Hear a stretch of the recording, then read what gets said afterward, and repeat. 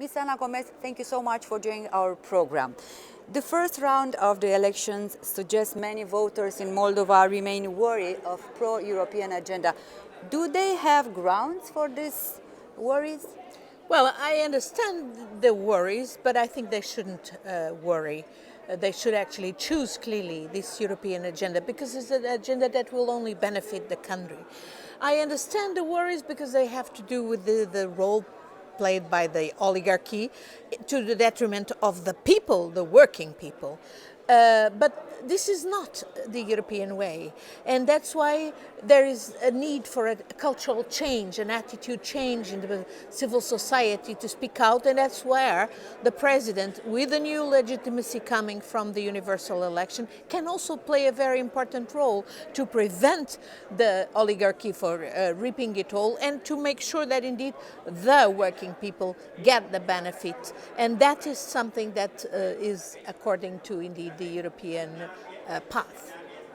The first round reflects dissatisfaction and anger that many voters feel about a series of pro-European governments have been in office since 2009. Why should they now vote in favor of Maia Sandu?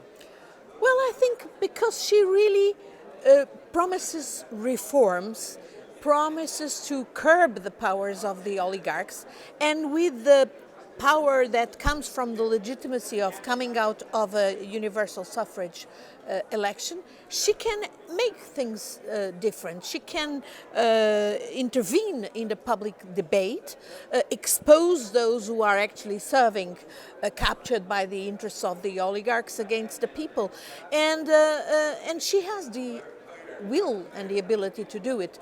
That's totally different from the other candidate, Mr. Dodon, who is actually pawn of Mr. Putin, and the choice of people is actually, do they want to go along the lines of being just pawns in the hands of Putin and serving the interests of a growingly totalitarian Russia, or do they want to find their own ways and through the democratic European ways to actually elevate the level of quality of life, of the products they produce, including those that they export to Russia. There is no contradiction to go the European way and at the same time keeping the markets with Russia opened. And the more their quality of their products according to European standards, the more as well they will be good for the people of Moldova, but they will as well be more sought by the Russian clients. Ms. Gomes, why would be the European project better than the Eurasian project?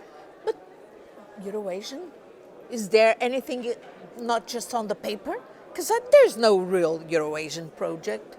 And if there is one, it's actually Russia dominates and rules. And that is terribly negative for the citizens of Moldova or any other citizen, including the Russian citizens. So yes, we have many problems in the European Union. Yes, we are going through a very complicated phase, but we have democratic ways, and these ways, democratic ways, are the ones that actually help the people of Moldova improve their quality of life and their quality of politics, their control of politics, as it has happened in Europe, and it has not happened and is not happening unfortunately in Russia, where we see by the day growing setbacks in terms of the rights, the basic rights of the Russian people being violated by the Putin oligarchic regime. Ms. Gomes, and now my last question. As a Portuguese socialist, what would be your message to the Moldovan population? I would definitely vote Maia Sandu for Moldova, for a democratic future for Moldova, for all the young people of Moldova who have aspirations for a better future and who are very able. Also and from a socialist point of view?